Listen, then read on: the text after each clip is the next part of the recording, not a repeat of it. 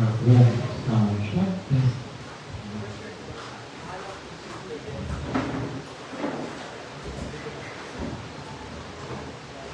Check one, sound check, test. Test. Check one, sound check, testing, robot check, test. Check one, sound check. Sound check one, sound check. Testing low mic check 1, 2.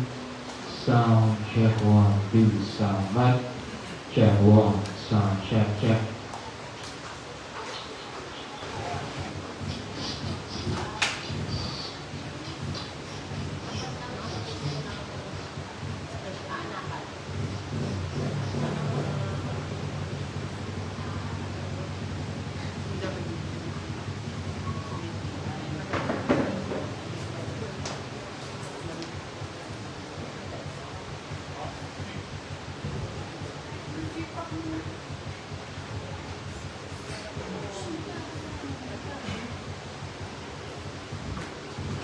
Sound check. Testing low. Testing sound. Amen. Hallelujah. Sino handa na bumulit umawit sa Panginoon? Praise God. Gutom tayo awit sa Diyos. May isang masigalang awitin. Sa mga noon ay welcome po sa Father's House Christian Center. Tayo awit sa Diyos. Ang masigalang awitin na Panginoon. Blessed be the Lord, my rock. Hallelujah. Minsan patasan pa nyo, palapakan natin po rin natin ang Diyos. Glory to God, hallelujah. Praise the Lord in the name of our Christ. Yes, we honor and glory. To the King of Kings, the Lord. Bless the Lord. Blessed be the Lord, my rock. You train my hands to war, my fingers go back. Blessed be the Lord, my rock. Train my hands to war, my fingers go by. There is no telling when we have escaped. Out from the snare of the fowler. Thus there is no telling when we have escaped. I'll sing the name of the Lord. Blessed be the Lord my rock. Blessed be the Lord my rock. Who trained my hands to war. My fingers go by. One more time. Blessed be the Lord my rock. Who trained my hands to war. My fingers go by. The ground is broken. Thus there is broken. And we have escaped.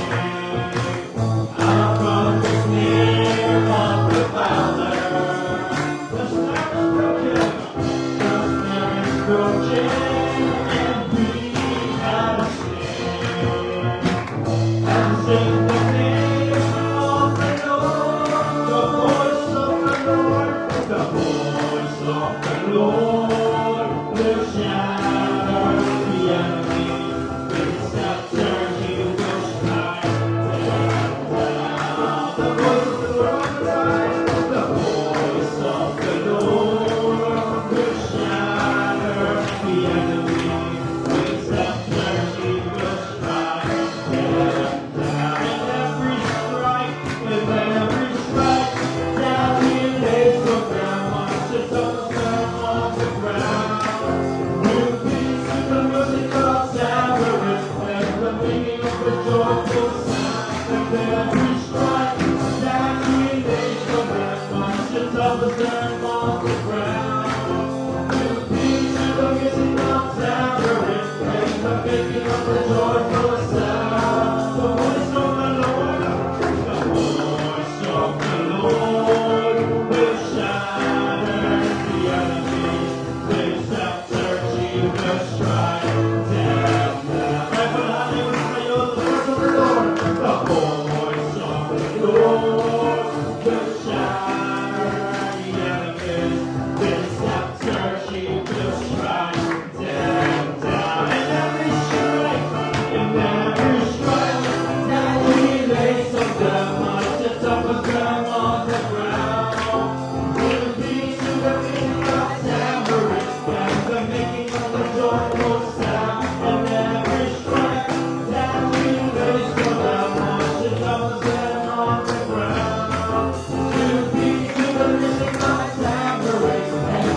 King of the Lord of sound. Oh, army of God arise. Oh, army of God arise. And save up your soul. With his presence in your life. Declare the word of the Lord. And execute the vengeance of our God. And the judgment of his enemy. Oh, army of God arise. Army of God. Army of God. One more time. Oh, army of God arise. And save up your soul. With his presence in your life. Declare the word of the Lord. And execute the vengeance of our God. In the judgment of his enemy. Oh, army of God arise. Lord of God, Lord of God. Oh, army of God arise. And save up your soul. With his presence in your heart. Declare the word of the Lord. And execute the vengeance of our God. And the judgment of his enemy. Oh, army of God arise.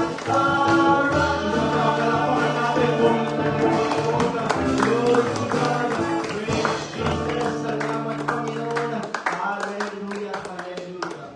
Praise God. Okay, sa Panginoon ang iluman niya waiting dahil manatili sa presensya ng Diyos. Praise God. This is my song.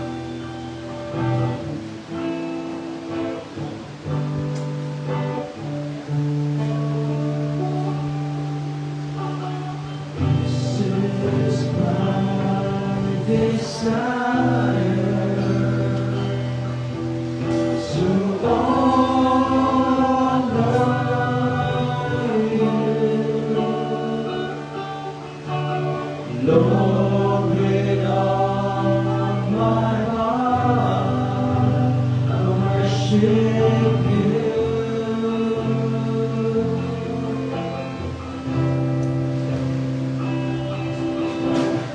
All that is within me, I give you praise.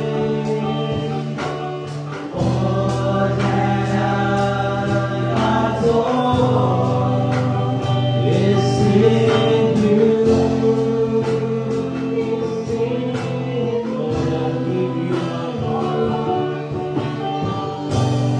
Lord, I give you my heart. I give you my soul.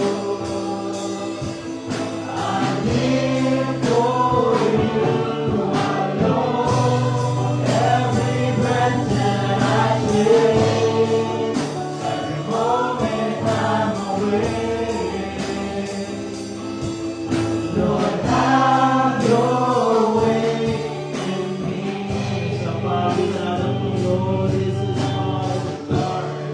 Hallelujah.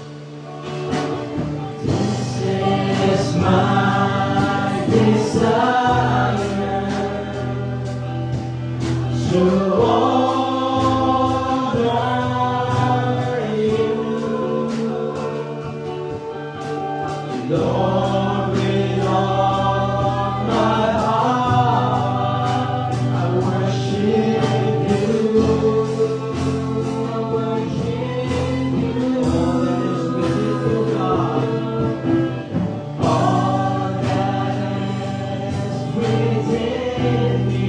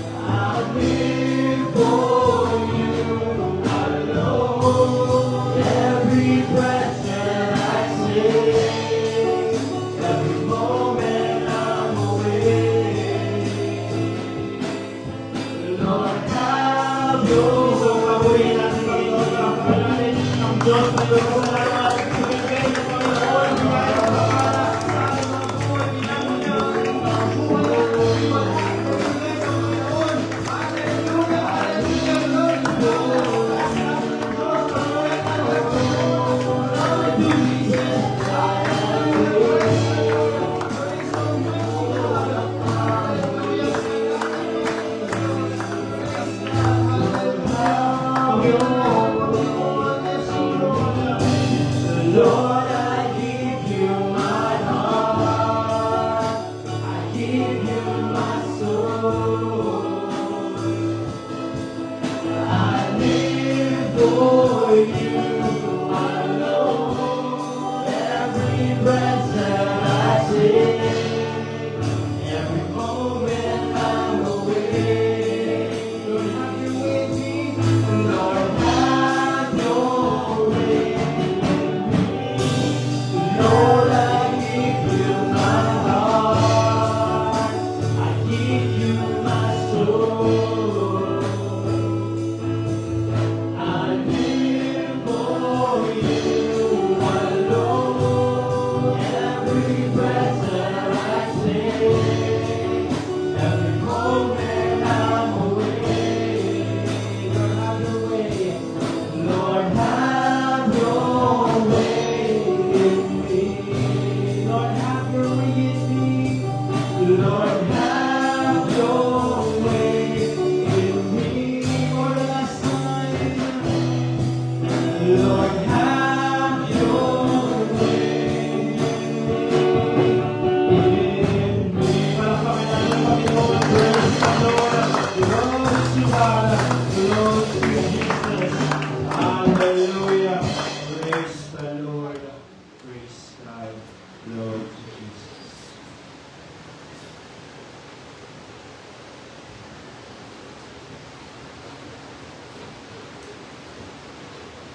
Ngayon, para po sa ating announcement, sa mabulan sa panalangin at pambansang Pilipinas, sa pamumuhay ng ating President Bongbong Marcos, at iba pang government officials na naniniwala, kailangan natin ang kapamahalan ng ating Panginoong Diyos, kailangan natin ng pangmasukan, intervention ng Panginoon sa ating bansa.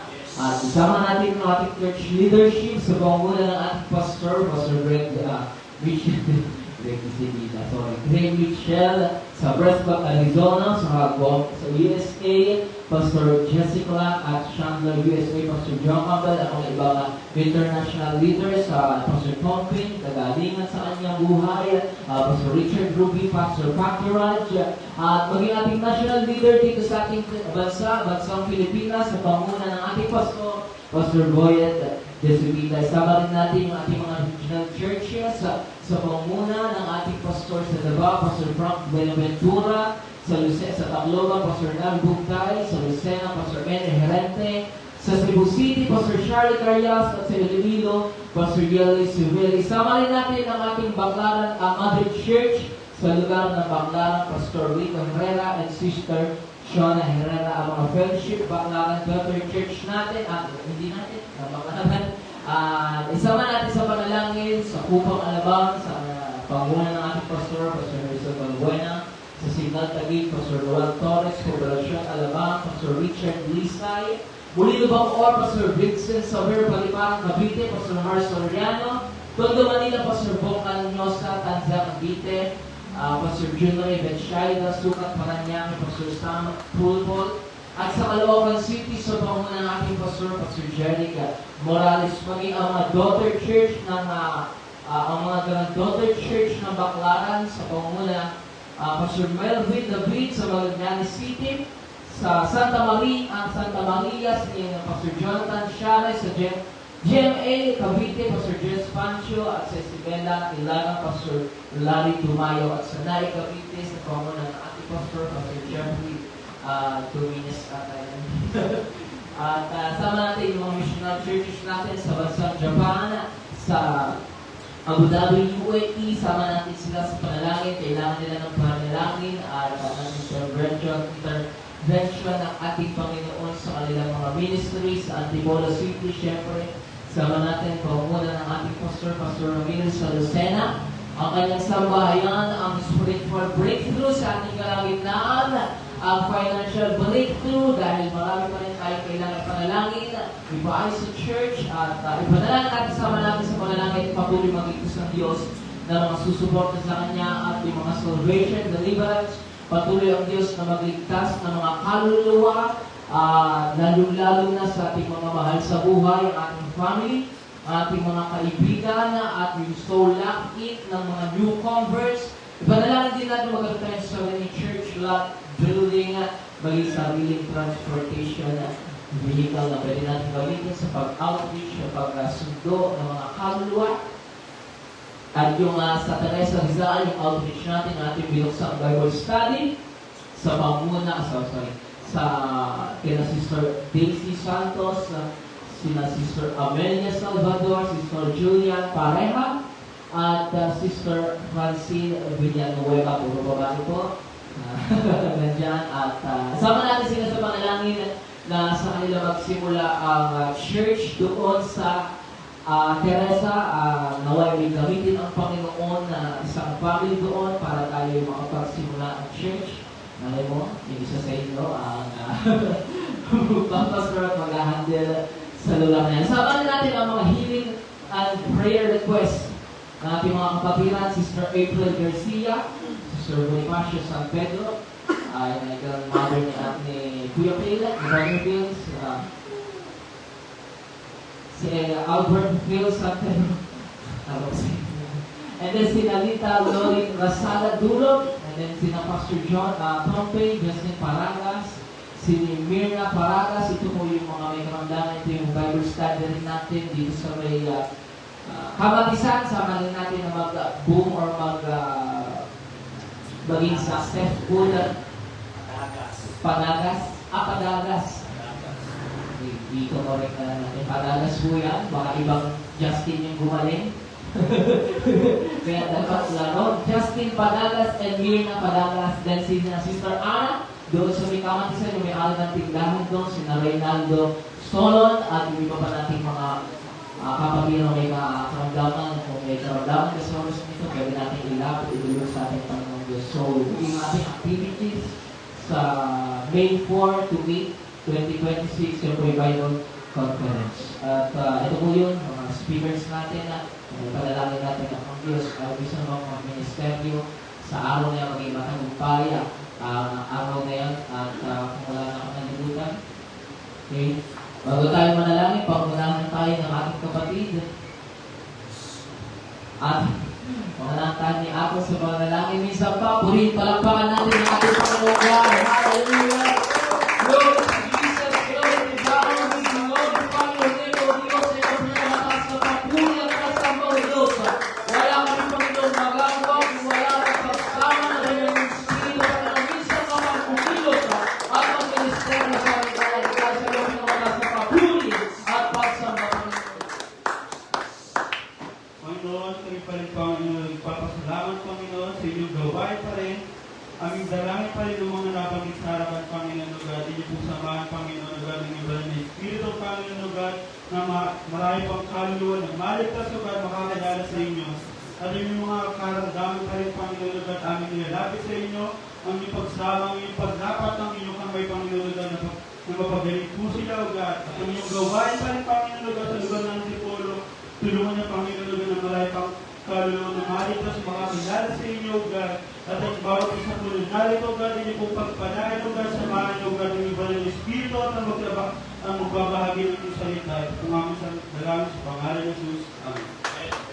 Maabot muna po tayo at pwede niyo pong kamayan yung naabot ng inyong mga kamay at welcome po sa bawat isa. Pwede na po tayong umupo para po sa ating schedule. Meron po tayong pananalangin sa araw-araw, ganap na alas 7 ng umaga. At meron din po tayong araw ng panambahan, Wednesday midweek service, yung po ay 6:30. Nagsisimula, pero ang pananalangin po sa gabi ay nagsisimula ng 5:30 p.m. Para po manalangin tayo at tumulong sa ating Panginoong Diyos. Ganun din po ang ating Sunday worship service sa umaga. 9 a.m. po ang Sunday school natin. Pwede po tayong magtanong at I believe marami po tayong matututunan sa Sunday school service natin at yung sa worship service naman po natin sa umaga ay 10 a.m. At sa gabi naman po, meron din tayong worship service ng gabi ng Sunday o ng Linggo. Yung po ay 6:30 p.m. din. At ang pananalangin naman ay 5:30 p.m. Sama natin sa panalangin yung ating activities sa May 4. Yung po ay Bible Conference. Kung kaya natin, pag-ipunan para po tayo ay na-bless po kayo doon sa gawain natin sa Baclaran. Yung po ay harvester. Patigin pa lamang ng Panginoon. trial pa lang yan, pero kung na-bless ka doon, mas mabe-bless po tayo doon sa, pares na naman, pero mas mabe-bless din tayo doon sa conference na gaganapin. Okay? Panalangin natin sa ating Panginoon, makasama tayo, makapag-ibig tayo, para sa araw na yun, kailangan natin, yung time na ito mo lang yung kakainin mo, tsaka yung pakasaya mo balikan. Okay, yun lamang, kung wala na akong nakalimutan na ating pong tanggapin ng ating pastor, at minsan pa, palakpakan natin ang ating Panginoong Diyos.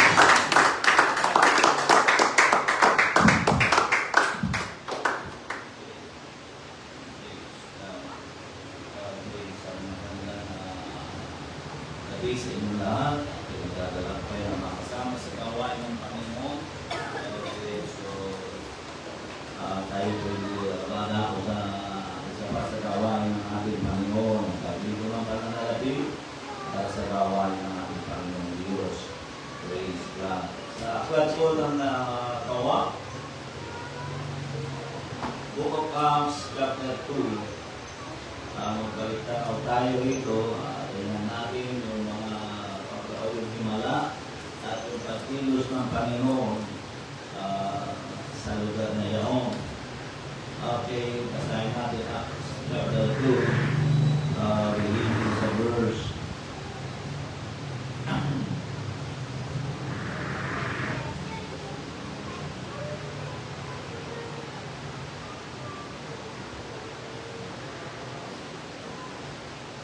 Ganito sinasabi sa salita ng Panginoon. Acts chapter 2,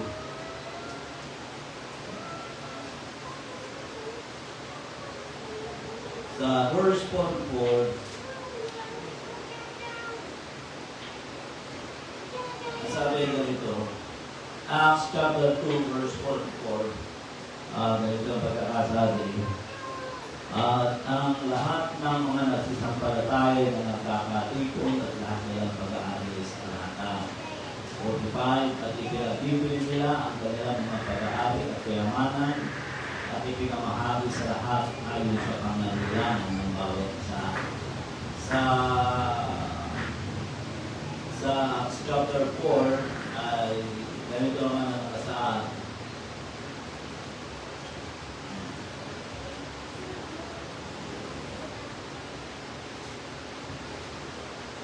Sabi nito sa verse 32,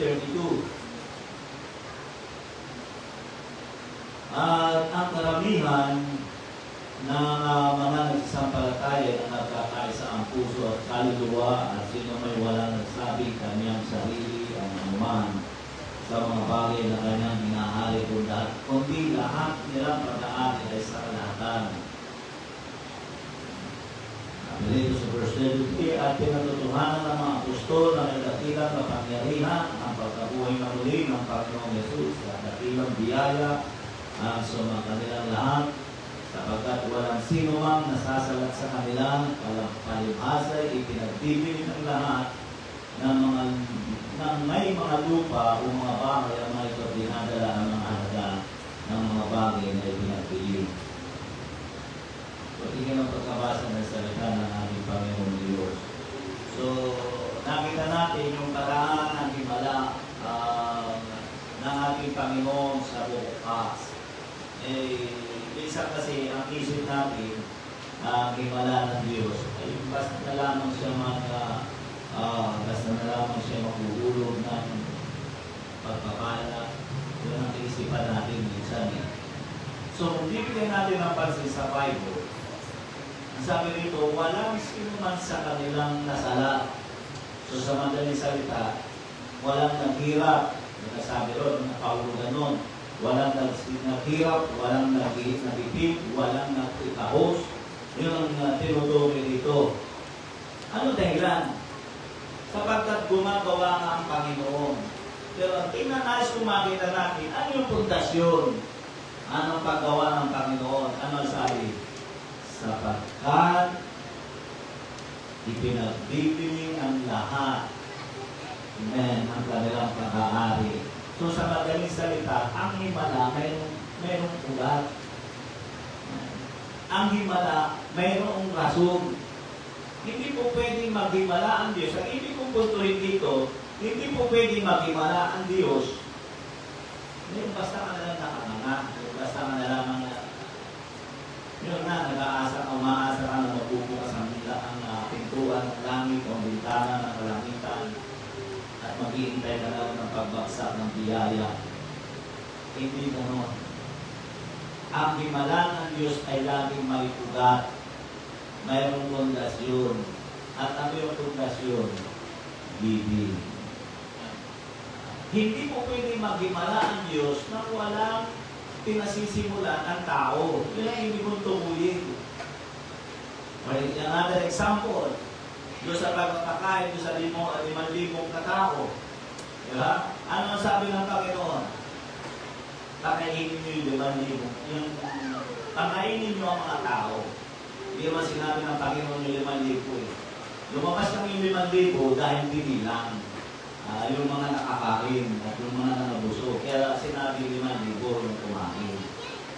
Pero wala sinabi sa Jesus na pakainin nyo yung 5,000. Basta sabi na pakainin mo ninyo ang mga tao. Pakainin ninyo. Ibig sabihin mo, sa kanila magsisimula. Kung gusto natin ng himala, kung gusto natin ng miracle, huwag tayo umasa na ang Diyos ang magsisimula. Panginoon, pagpalain mo kami. Tapos makikitay ka.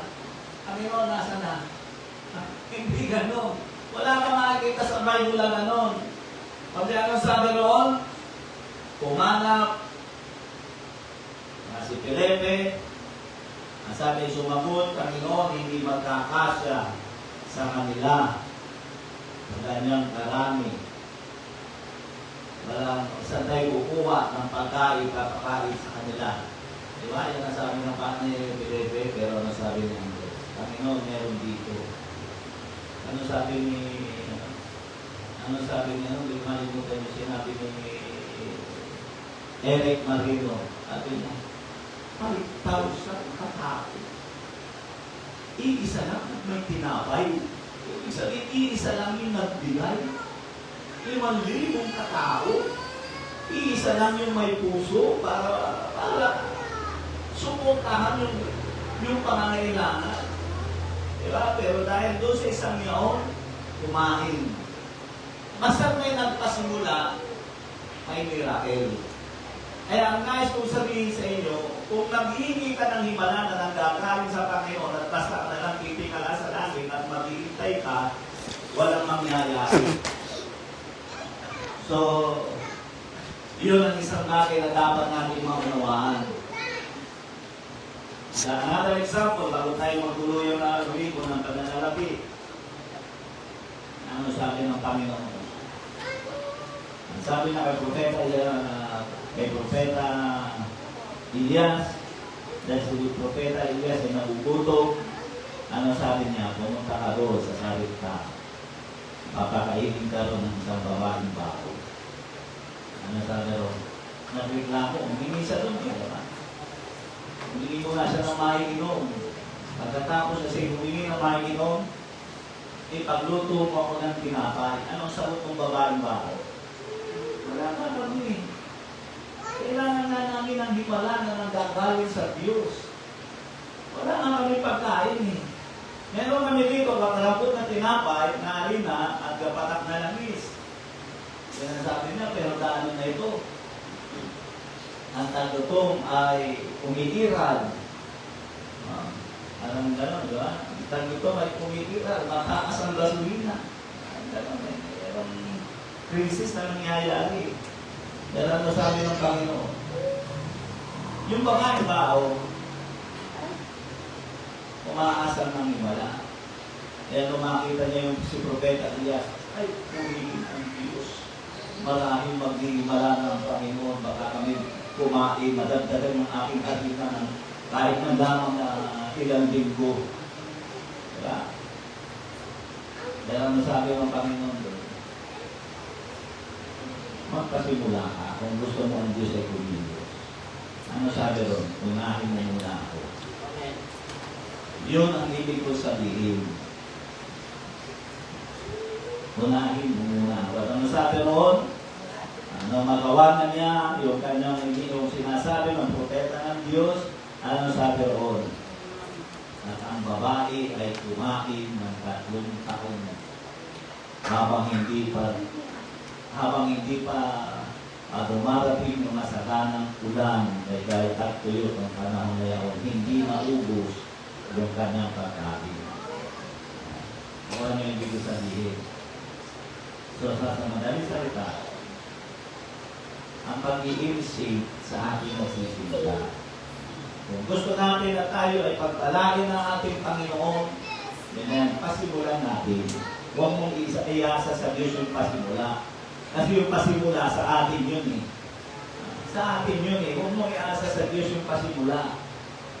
Sa atin magsisimula ang pagkilos ng ating Panginoon. Okay, masa unawaan nyo na kung bakit natin ito ginagawa. Amen. Kung tayo ng pananalapi para sa gawain ng ating Panginoong Diyos. Praise God. Okay, tawagan ko siya ito para tayo pamunahan dito. Tayo ay manalangin sa Panginoon, dakila, tapat na Diyos, na may likha ng langit at lupa. Salamat po Panginoon sa iyong kabutihan at sa iyong biyaya at sa iyong pagpapala na ginagawa. Ang dalangin ko, i-bless mo po Panginoon ang iyong mga anak. Sa mga tao na hindi po putulin, kundi paniniwalaan ang simula ng iyong himala, na sila ang magpapasimula, Panginoon, para ikaw ay gumawa ng himala sa kanilang buhay. Ang kasalanan ay nasa sa amin, Panginoon, kung kami ang magpapasimula nito. Hindi wala sa iyo, kundi nasa amin. Maraming salamat, Panginoon, sa iyong kabutihan o sa pangalan ni Jesus. Amen. Minsan pa, awitan natin ang Panginoon Diyos. The time to be happy is now. Place to be happy is here. And the way to be happy is to make others happy and to comfort them heaven from you are the time to be happy is now. To be happy is here. And the way to be happy is to make others happy and to comfort them heaven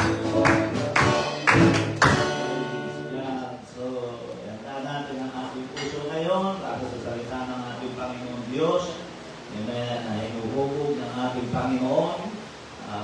Kanina ay mainit siya. Gusto niya magbukas sa Teresa. Samahan siya ng Panginoon. At huwag mawala yung apoy, kundi lalo pang makalat. Praise God. Panalangin natin ang ating kapatid sa Panginoon. Kailangan naman talaga may tatayo rito dahil tayo po ay tumatanda na.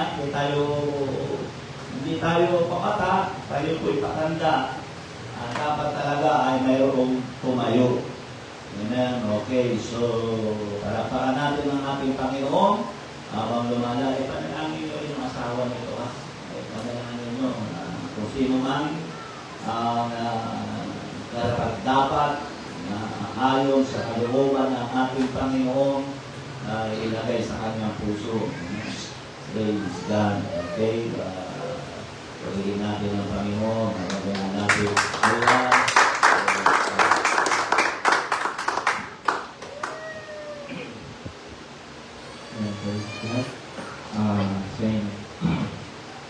Sa babat malang gabi po sa bawat isa.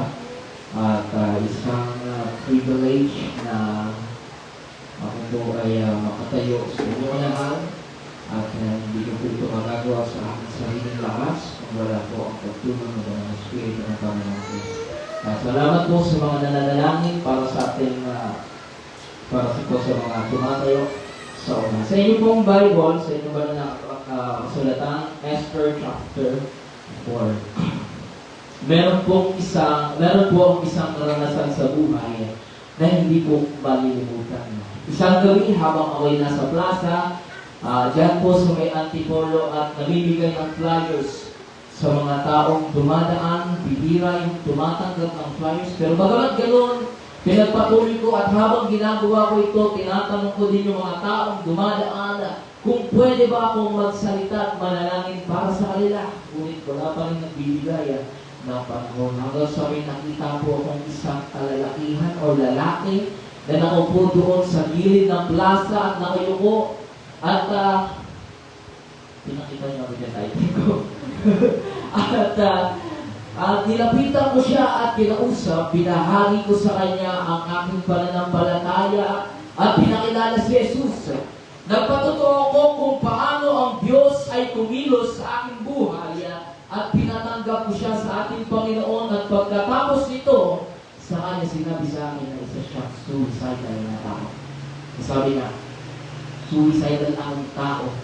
At nung mga oras na iyon, mismo, ay gusto na niyang wakasan ang kanyang buhay.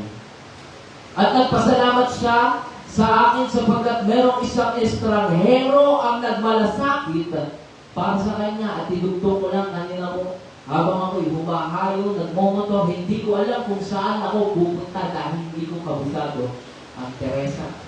Pero habang ako'y nagmomotor, may nakita akong isang babae na nagtitinda at lumagpas ako sa kanya at nagkatingin na kaming dalawa at may pumasok sa isip ko na balikan. So binalikan ko po siya at pagbalik ko, nagtataka siya, akala niya ako isang hitman. Akala niya kung anong gagawin ko sa kanya. Pero sinabi ko, pwede po ba akong manalangin para sa inyo? Nagulat siya. Nakita ko siya na parang lupay-pay at siya'y nagulat. Nung sabihin ko yun at kayo nananalangin sa kanya, tinanong ko kung pwede ba ako mag-Bible study sa kanya, pumayag siya. At pag nung makauwi na po ako, nag-text na siya akin. Ang sabi na, maraming salamat po kapatid ko sapagkat dumating ka sa aming buhay. Sa panahon na ako po'y mayroong problema. Meron po siyang problema mo. Alam niyo kung minsan nagtatanong tayo kung bakit nga ba tayo nilalagay ng Diyos sa ating mga kinalalagyan ngayon. Minsan iniisip natin ito'y isang pagkakataon lamang o nagkataon. Ngunit ang totoo, inilagay tayo ng Diyos sa ating tamang kalalagyan. Hindi nagkataon na nandyan ka sa lugar na yan, kundi ito ay niloob ng Diyos sapagkat may mga bagay na inilagay sa puso mo na kailangan ng ibang mga tao. Ano po ba? Yung kaligtasan si Kristo kailangan nila. At yun po hindi nagkataon na napadaan ka sa kanilang buhay. Sabi nga nila kung may mga bagay na hindi ka kayong pwede o pwedeng piliin at baguhin, ito ay ang makabilang sa ating mga pamilya. Hindi natin pwedeng piliin kung sino yung nanay, tatay, kapatid, lola. Ano po ba? Hindi natin pwedeng maging mapilikan sa ating pamilya. Mayroong dahilan kung bakit tayo ay napabilang sa ating pamilyang kinabibilangan ng bawat isa. Esther chapter 4 verse 10 to 14. Kaya nais ko mangaral sa paksang right where you are. Diyan sa kinalalagyan mo ngayon. Esther chapter 4 verse 10 to 14. Si Hatak ay pinabalik ni Esther kay Mordecai at ganito ang ipinasabi. Verse 11, alam ng lahat na walang itinatanging ang batas ng kaharian. Sino mang lumapit sa hari, maging lalaki o babae, nang hindi ipinatatawag ay papatayin maliban kung ipatong sa kanya ang gitong sentro o sentro. 30 araw na kung hindi pinatatawag ng hari, verse 12, nang matanggap ni Mordecai ang sagot. Esther 13, ganito naman ang pinasabi niya, huwag mong akalain dahil nakatira ka sa palasyo, ay ikaw lamang ang maliligtas sa lahat ng mga Hudyo. Verse 14, kapag ipinagwalang bahala mo ang pangyayaring ito, tiyak na may magliligtas din sa mga Hudyo, ngunit malinipol ka at ang iyong angkat. Anong malay mo? Baka napunta ka yan para maging kasangkapan sa ganitong pagkakataon. Tayo po'y panandali mag-yun ko, ama namin makapangyarihan sa lahat ng Diyos. Kami po'y Panginoon, hulumanlapit sa iyong banal na trono at nagpapakumbabang puso, Panginoon. Ilagay mo po ang iyong salita, Panginoon, sa aking mga labi. Ikaw ang magministeryo sa kanilang buhay. O God, kumilos ka sa mga pangyarihang kaparaanan, mga salita, at pangungusap na hindi ko kayang bitawan sa kanilang buhay, ikaw ang magsalita. Mga bagay na hindi ko kayang gawin sa kanilang buhay, ikaw ang gumawa, Panginoon. At sa iyo po namin binabalik ang papuling pagsamba sa pangalan ni Jesus. Amen. So, right where you are. Diyan sa kinalalagyan mo ngayon. Una, na nais ko pong bigyan ng paksa ng puntos. God intentionally positions our lives. Ang Diyos po ang nagpuposisyon ng ating buhay. Ang ating pong buhay ay hindi isang personal preferences. Maraming mga tao, they view life as, ayaw ko ng ganito, ayaw ko niya, hindi ko gusto dito, hindi ko ugali yan. Mga kapatid, hindi po natin pwedeng piliin ang ating kasamahin. Yung ating pamilya, hindi natin pwedeng piliin yan. Diyos po ang pumipili at naglalagay ng ating kalalagyan. At kung minsan nadadala natin ito sa ating Christian life, sa ating buhay bilang isang Kristyano, we avoid evangelism, we avoid witnessing, tumatakas tayo sa pag-ebanghelyo, hindi tayo nagpapatotoo sa tao, hindi tayo sumusuporta sa gawain ng Diyos, at hindi tayo naglilingkod sa ating pong Panginoong Diyos. Ang Diyos po ang nagtakda at nagplano ng lahat ng bagay. Verse 14, baka nga napunta ka riyan para maging isang kasangkapan sa ganitong pagkakataon. So, unawa ni Mordecai na si Esther, hindi siya napunta, naging asawa ni Mordecai para lamang sa kanyang sarili, kundi inilagay siya ng Diyos doon para ang Israel ay maligtas sapagkat merong banta sa bansang Israel o sa mga Hudyo. Merong banta, nais silang patayin ni Kapitan Naaman. Jeremiah chapter 29 verse 11, sapagkat batid kong lubos ang mga plano ko para sa inyo. Kaya mga kapatid, meron kong plano na nakalaan para sa ating Panginoon Diyos. Jeremiah chapter 1 verse 5, bago ko pa ipinaglihit ang ipinanganak, ay pinili na kita. Ito po ay pangungusap ng ating Panginoon Diyos na bago pa tayo ipanganak, pinili na tayo ng ating Panginoon Diyos. Nasa sinapupunan pa lang tayo ng ating mga ina. Tayo pinili na ng ating Panginoon Diyos. Sabi na ni Clark sa akin, milyon na ang sperm cell ng isang tao. Pero magugtangin ka. Ikaw yung pinili. Ang Diyos ang pumili ng tamang placement. Siya ang naglagay sa iyo kung bakit ka nasa Antipolo, bakit ka ipinanganak sa Pilipinas, yan ay dahil sa ating Panginoong Diyos. Pinili niya yung tamang placement para sa iyo. Pinili niya yung tamang lugar, city, yung timing, and then yung opportunity. Sino mag-aakala magsasalubong po kami ni Sister Daisy? Walang makapagsasabi, pero yun ay pinili na, alam na ng ating Panginoong Diyos. Inilagay ako ng Panginoon doon. Hindi ko alam kung bakit, pero alam ng Panginoong Diyos yun yung tamang placement. And maging yung opportunity sa buhay.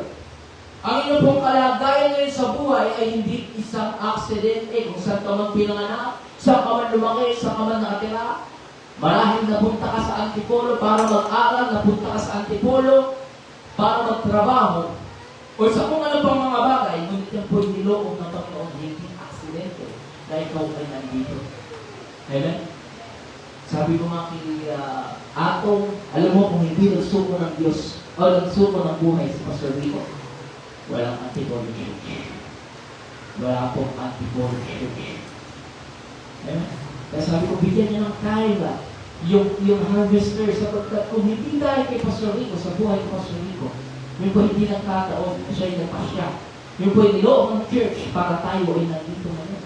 Kaya tayo nandito ngayon, naririnig mo to. Dahil si Pastor Rico yung nagpasya, yung niloob, pinalalo na ng Panginoong Diyos para abutin ka. Yung ating mga life circumstances may look random, but ang Diyos ang nag-orchestrate nito, ang naglagay sa ating mga buhay. Nandiyan ka sa trabaho mong yan, tanongin mo yung sarili. Tanongin mo yung iyong sarili. At ang totoo mga kapatid, kung saan man tayo naroon, ang presensya ng Diyos ay naroon din. Genesis chapter 28 verse 16, ang sabi dito, nagising si Jacob at ang sabi, hindi ko alam na narito pala si Yahweh. Hindi na alam doon sa kanyang kalagayan. Akala niya yung kalagayan niya yung maglalagay sa kanya sa kahirapan. Ngunit ang sabi niya, hindi ko alam na narito pala si Yahweh. Sinasamahan siya ng ating Panginoon Diyos. Saan man siya naroroon. Kung minsan, inaakala natin na nagkataon lamang ang lahat at nabibigon tayong makita na ito'y divine placement ng Panginoon. Ang placement natin, kung ano man yung ating kalagayan ngayon, it is connected to purposes. Merong layunin, merong purpose. Kung bakit ka nandiyan, nilagay ng Panginoon. Bakit ka napabilang sa pamilyang yan, meron niyang purposes. Yun ay walang iba para sa ikasusulong ng kauwain ng ating Panginoon. Exodus chapter 3 verse 10. Kaya papupuntahin kita sa Paraon upang ilabas mo sa Ehipto ang aking bayan. O bayang Israel. Acts chapter 26 verse 16. Tumayo ka, nagpakita ako sa iyo upang italaga ko bilang aking lingkod at magpatotoo tungkol sa mga nakita mo ngayon at sa mga ipapakita ko pa sa iyo. Ang kalagayan mo ngayon ay mayroong bahagi para sa layunin ng ating Panginoon Diyos. Hindi yan para lang sa iyong sarili. Na-promote ka, minsan inakala natin, yes, blessing, promotion. Kung nilagay ka ng Panginoon sa posisyon na yan para sa kanyang layunin. At dapat natin itong makita. Ayan. Salamat at inaangat tayo ng ating Panginoong Diyos. At palakpakan natin ang ating Panginoong Diyos. Pangalawa, we are accountable for where we are. Tayo ang merong pananagutan kung saan man tayo naroon. Yung placement creates accountability and responsibility. Yung ating kalagayan ang nagbibigay sa atin ng pananagutan at responsibilidad. Ikaw ang responsable sa mga bagay na ilagay sa iyo ng Panginoon. Kung saan ka man naroon, yan man ay sa trabaho, yan naman ay sa eskwelahan, yan man ay sa pamilya o sa church, yung church ka man nakakabilang, meron kang responsibilidad na ibinibigay sa iyo ng ating Panginoon. Kung dito ka sa Antipolo, dito ang iyong responsibilidad. Kung ipinanganak ka sa pamilyang yan, malamang sa malamang, ang responsibilidad mo sa pamilyang yan, hindi sa kapitbahay. Mayroon naman yung ibabawan sa may kapitbahay, diba? Yung nanay mo hindi. Kaya, meron po tayong panalagutan. Verse 14, ang nasabi dito, baka nga, napunta ka rin yan para maging kasangkapan sa ganitong pagkakataon. Meron po tayong personal accountability in life. Pananagutan natin ang anumang inalagay sa buhay natin ng Panginoon. Malaki ang ating pananagutan na sa lugar na ating kinalalagyan, napunta ka sa lugar na yan, napunta ka ng probinsya. Bakit? Tanungin mo kung bakit ang sarili mo kung bakit. Bakit ka ngayon nandyan sa lugar na yan? Para lamang ba sa iyong sarili? O baka merong ipinagagawa sa iyong Panginoong Diyos? Kaya kailangan mo lang maging sensitibo sa kanyang tinig. Verse 13, ganito naman ang ipinasabi na, huwag mong akalain dahil nakatira ka sa palasyo, ay ikaw lamang ang maliligtas sa lahat ng mga Hudyo. Verse 14, kapag ipinagwalang bahala mo ang pangyayaring ito, tiyak na may magliligtas din sa mga Hudyo. Ngunit, malinibol ka at ang iyong angkan. Kaya meron po tayong pananagutan sa lahat ng pwedeng mangyari sa ating nasasakupan o kinalalagyan. Kung mapahamak ang iyong nasasakupan o ang iyong kinalalagyan, meron kang pananagutan doon. Meron kang pananagutan. Mga kapatid, hindi po habang buhay ang ating mga mahal sa buhay, kapatid. Hindi habang buhay nariyan sila. Kaya kailangan meron kang tanggapin mo, meron kang pananagutan sa kanilang buhay. At kung ano mang mangyari sa kanila, sagutin mo yun. Kasi nandito nga, narinig mo ngayon ito. Narinig mo ang kanyang salita. Alam mo, ang tao meron ng ugali. Ugali na ng tao yung nanginisi. Kung kani-kanino isinisisi, kung kani-kanino ipinapasa yung responsibilidad. Genesis chapter 3, verse 12. Kasi pinakain po ako ng babaeng ibinigay nyo sa akin. Tugod ng lalaki. Verse 13, bakit mo ginawa ang bagay na ito? Ang tanong ng Panginoong Yahweh sa babae. Mangyari po'y nilinlang ako ng ahas, kaya ako'y natukso kumain. Sagot naman ito, bandang huli, kasalanan pa ng Diyos. Diba? Kasalanan pa ng Diyos ang lahat. Kaya yung paningisip, bringing leads to bitterness. Yung nagiging mapait ka Sinisisi mo ang pastor, sinisisi mo si kapatid kung bakit yung iyong pamilya ay hindi nakakilala sa Panginoon. Sinisisi mo yung nagkakaroon ka ng excuses, nagkakaroon ka ng stagnation. Stagnation means a state of inactivity, sluggishness, or a failure to develop, grow, or progress. Nabibigyan tayo yung lumako, magkaroon ng progress. Dahil sisi tayo ng sisi, pinapasa natin sa iba. Mga kapatid, dapat nating maunawaan na ikaw ang magdadala ng sarili mong pasanin. Hindi mo pwedeng ipasa ito sa iba. Yung responsibilidad mo, hindi ko pwedeng akumin.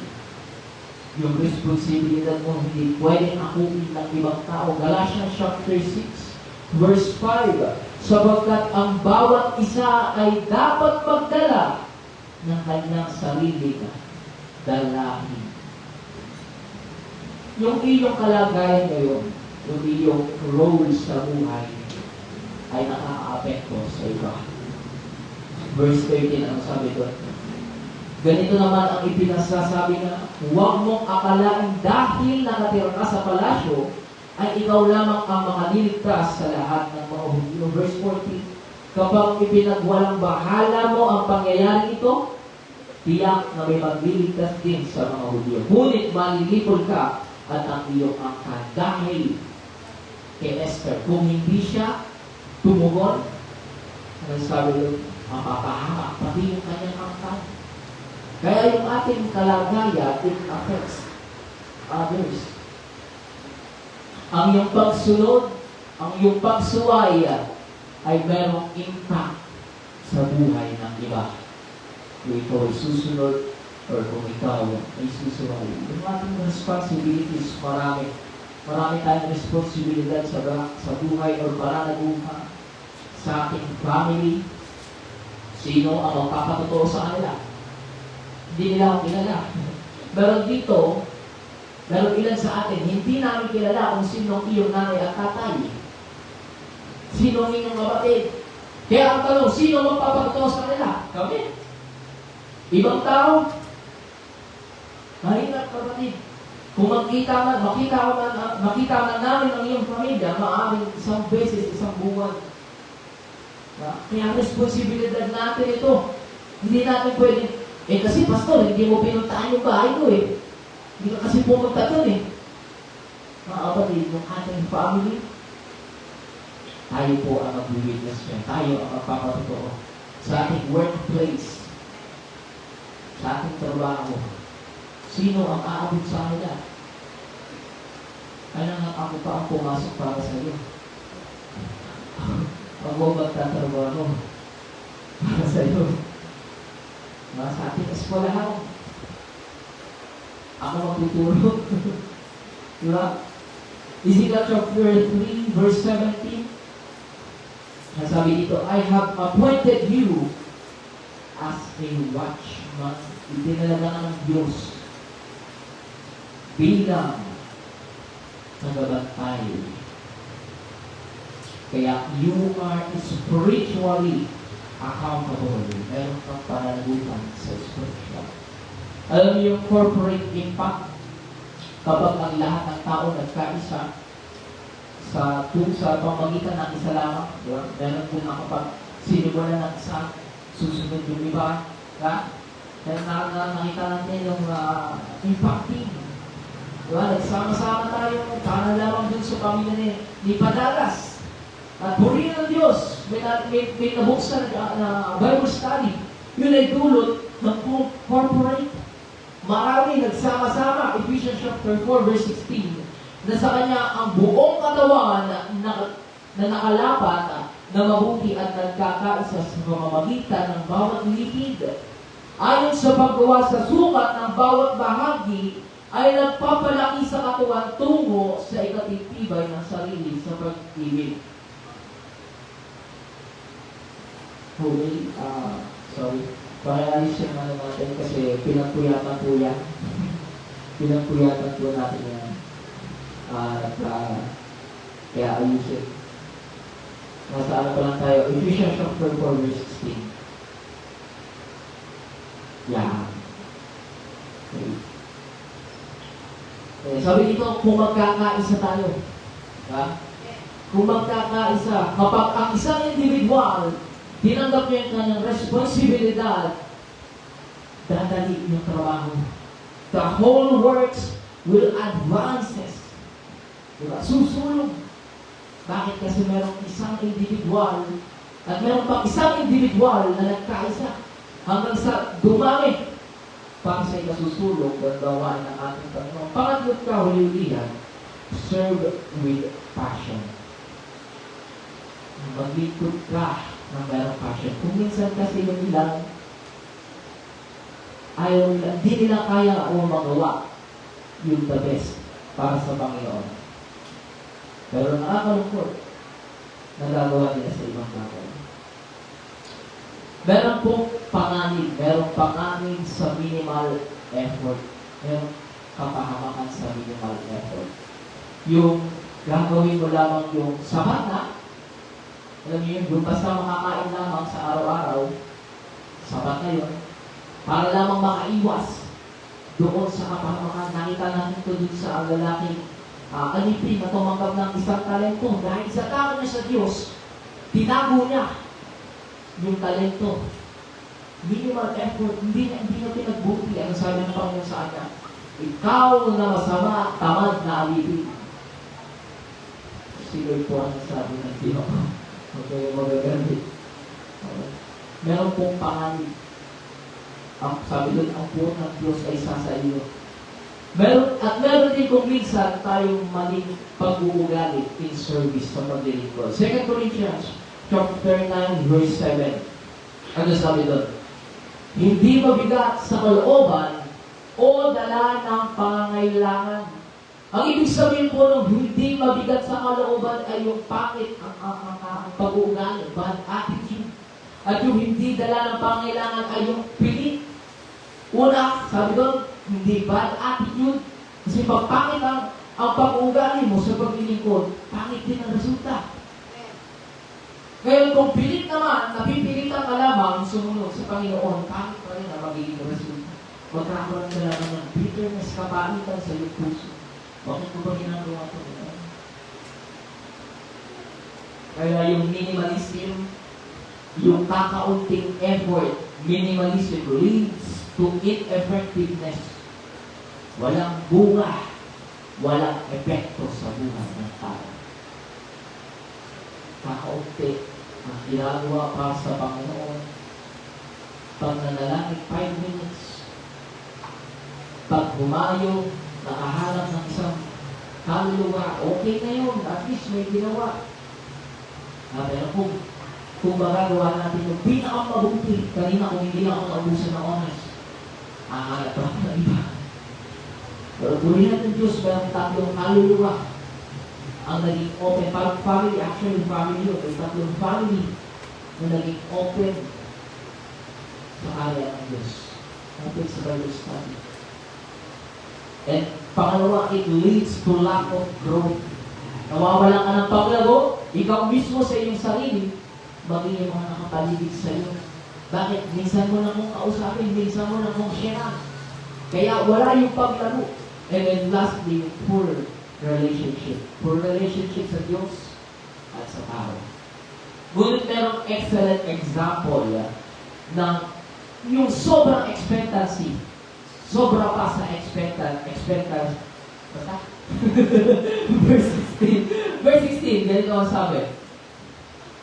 Verse 16, ikaw ay humayo, tipunin mo ang lahat ng Hudyo na magtatagpuan sa Susa at ipag-ayuno ninyo ako, huwag kayong kumain o uminom man sa loob ng 3 araw, gabi o araw. Ako at ang aking mga babaeng alalay ay mag-aayuno rin gaya ninyo.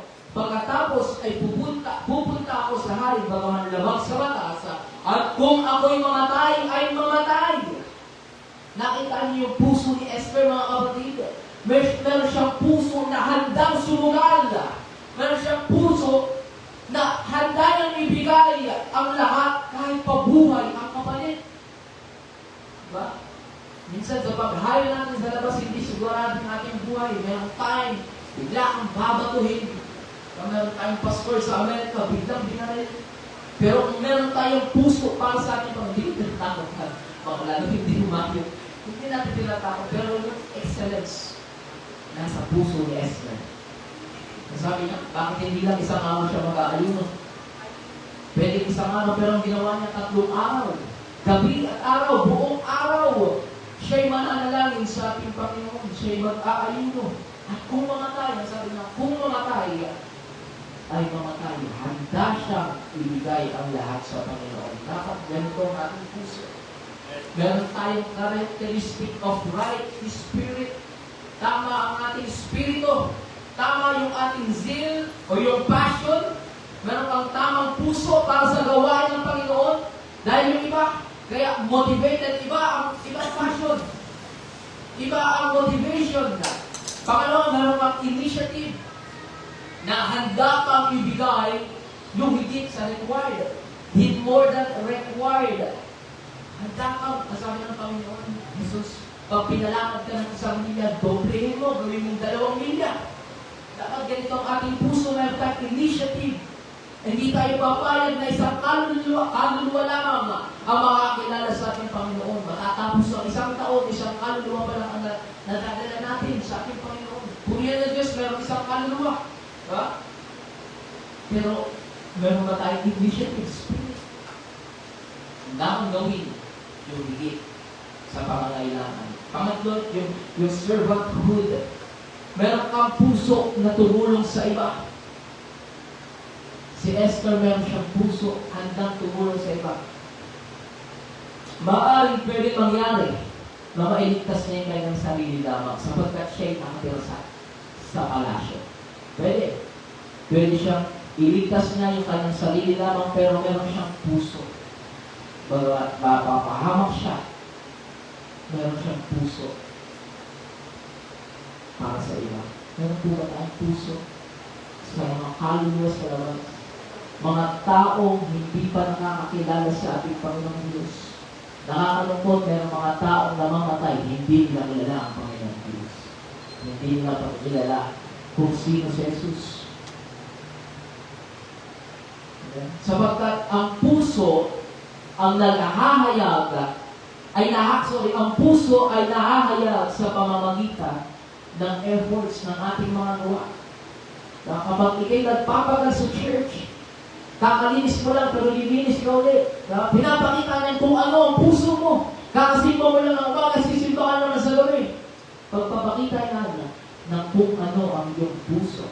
Sapagkat at yung mga taong ito ay pinagkakala ng ating Panginoon. Those who exceed expectation.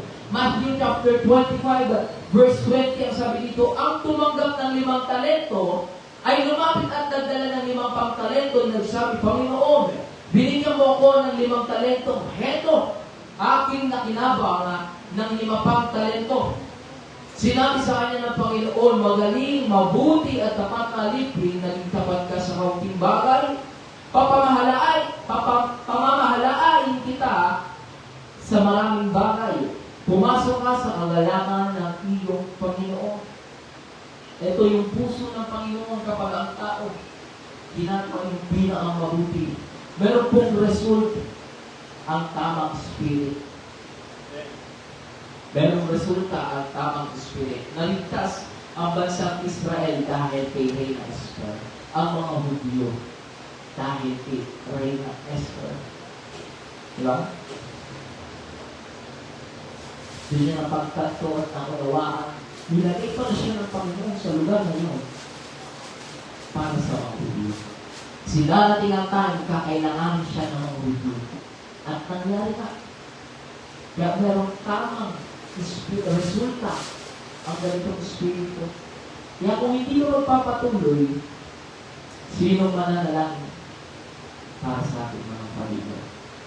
Yung lahat ng ating ginagawa, lahat ng ating gagawin ay magiging mabuti kung ang tao una, iyayamak niya yung kanyang purpose kung bakit siya nandoon, hindi para sa kanya sarili kundi para maabot yung iba. Pangalawa, inaako niya yung responsibilidad na meron siya. pinangangatawanan niya. And then pangatlo, binibigay niya yung pinakamabuti. Hindi lamang niya tinatanggap yung purpose, hindi lamang niya inaako yung responsibilidad, kundi ginagawa niya yung pinakamabuti. Luke chapter 6, verse 28, magbigay kayo at iyon ay ibibigay sa inyo, gustong takal, siksik, dilig-dilig, at umaapaw ang ilalagay nila sa iyong kandungan. Sapagkat sa panukat na iyong ipanukat ay doon din kayo susungatin. Kung ano yung ating itinanim, kung ano yung ating investment, ayun din yung ating ibabalik sa atin. Hindi naman pwede tayo mag-invest ng walang ginagawa, hindi ka gumagawa, pero ang family mo maliligtas o yung mga mahal sa buhay mo, kaibigan at trabaho ay maliligtas. Okay? Sa aking pagtatapos, meron isang testimony ang napakinggan nitong harvester. Ang pangalan niya si Ken. Disciple siya ni Pastor Mars Odiano. Nagustuhan din kanyang patotoo. Ang sabi niya, ang una nakakilala yung kanyang ina, pagkatapos sumunod sila. At habang siya naglilingkod sa Panginoon, ipinapanalangin niya yung kanyang tatay. Tinatanong niya sa Panginoon kung ano ang plano ng Diyos sa buhay ng kanyang tatay. Sabi niya, nagkaroon sila ng prayer and fasting. Sabi niya, lagi niyang pinapanalangin yung kanyang tatay ay sana makakilala sa pagkaglasing ano. Sana sabi niya, Lord, sana po makakilala yung aking tatay. At pagkatapos kung siya nananalangin after ng prayer and fasting nga, lumapit si Pastor Mars at sinabi sa kanya, kaya meron pangungusap sa iyo ang Panginoong Diyos. Balang araw, yung tatay mo makikita mo sa loob ng church. At pinagkamula, yung tatay na ito, kung kalooban ng Diyos sa darating na conference, ilalang siya at magpapasal. Amen? Purihin ng Panginoon, inagsahin at patuloy siya. Inako niyang responsibility. Meron siyang responsibilidad sa kanyang mahal sa buhay, sa kanyang tatay. Meron siyang, at ginawa niya yung pinakamabuti. Araw-araw niya sineshare yung kanyang tatay, kahit kasi sineshare niya ng Word of God, na hindi natin alam kung meron bang natutunan kasi lasing. Pero ginagawa niya yung pinakamabuti. At di nagkalala yung kanyang tatay. Kung loloobin ng Panginoong Diyos, lalang siya magpapasyo. Palapakan po natin ang ating Panginoon. Habang nilulubay na kayo po, paulitan po natin ang Panginoon na kami kakatuwin sa mga nanonood sa online. Kinakausap ka ngayon ng Panginoon. Maaari ikay nasa isang kalagayan na hindi mo kagustuhan. Marahil ikay nasa kalagayan na madilim ang buhay, wasak ang pamilya, ngunit ang nais ng Diyos ang sabi, Matthew 28 verse 11 na, lumapit kayong lahat na napapagal at nabibigat ang luha at bibigyan ko ng kapahinahan. Nais kang bigyan ng kapahinahan ng ating Panginoon Diyos. Ikaw yan, tanggapin mo ang ating Panginoon Jesus. Kung ikaw yan, inaari mo, kailangan mo ng kaligtasan, sundin mo ang panalangin ito, ganito ang panalangin, Ama namin makapangyarihan sa lahat, lumalapit po ako sa iyong banal na trono, nagpapangumbabang puso, humihingi ng kapatawaran sa aming pagkakasala, mula sa aking kabusbusan hanggang sa kasalukuyan. Binubuksan ko rin po ang aking puso, pinapapasok ka upang maghari at maging tagapagligtas ng aking buhay. Isulat ko rin po ang aking pangalan upang sa iyong muling pagpabalik ay makasama mo ko doon sa buhay na walang hanggan. Maraming salamat po sa kaligtasan, sa kapatawaran at sa iyong salita. Ito po ang aming samadalangin sa pangalan ni Jesus. Amen. Babaguhin niyo po ang panawagan. Wala po na narito. Tanungin po natin ang ating mga sarili. Bakit ka nandito? Minsan mo na ba tinanong sa iyong sarili, bakit ka inilagay ng Diyos sa buhay nito? Bakit ka nandyan sa relasyon na yan? Bakit ka nandyan sa pamilyang yan? Sa kung ano ang kalagaan niya? At anong bagay ang ipinagkatiwala sa atin ng ating Panginoon Diyos? At ano yung ating responsibilidad sa lugar na ito, sa church, sa family, sa trabaho, sa eskwelahan. Hindi ka nilalagay ng Panginoon Diyos sa lugar na yan by accident, but God placed you there for a purpose. Diyan mismo sa iyong ilalalagyan. Bukas po ang altar, kung ikaw yan, kinausap ka ng Panginoon, lumapit po tayo sa altar at manalangin, hingin natin ang pagdubay ng banal na Espiritu ng Diyos. God, hallelujah. Glory, glory, glory, hallelujah, hallelujah, Jesus. God, ilalaro ko sa Panginoon ng mga kaluluwang ito, Diyos, ito po, kumilos sa kanilang buhay, Panginoon. Bigyan mo sila ng kapahayagan ng iyong salita, Diyos, Jesus Christ. Ikaw, Panginoon, ang kumilos sa kanila, Panginoon, gamitin mo po sila sa mga paglariang kaparaanan, sa kanilang mga mahal sa buhay mo, Diyos, sa kanilang trabaho, sa kanilang relasyon, Panginoon. Gamitin mo po sila ang kanilang buhay maging isang epektibong kasangkapan sa iyong kaharian, O Diyos. Magpalayo po sila. Equip mo sila, O Lord Jesus. Rimibiyong Lord,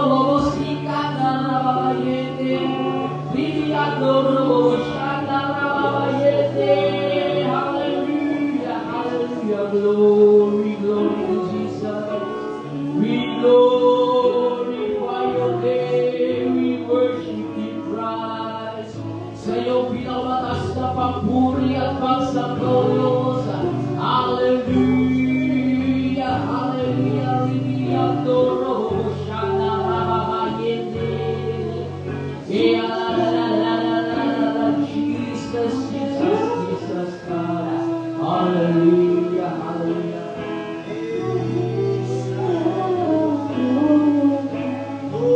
Kung tapos ka ng manalangin, pwede ka na tumayo. Pawikan natin ang Panginoon. Narito kami nagpapakumbaba. Sumasabog sa isang Diyos. Sinahanap namin, kaligtan ang iyong mukha. Sumasabog sa iyong pagkilos at sa himig na hari. Kami dalangin, kami kagatuin. Iparanas mo sa amin ang iyong kapangyarihan. Iparanas mo sa amin ang iyong kaluwalhatian. Hanggang ang aming kaluluwan mabuspos ng lusan, at sa aming dalagita ay gumagaan ang kalangitan. Dakila ang iyong ngalan, dakila ang iyong ngalan, dakila ang iyong ngalan. Sa malakas na papuri at pagpapay sa Panginoon Diyos. Hallelujah!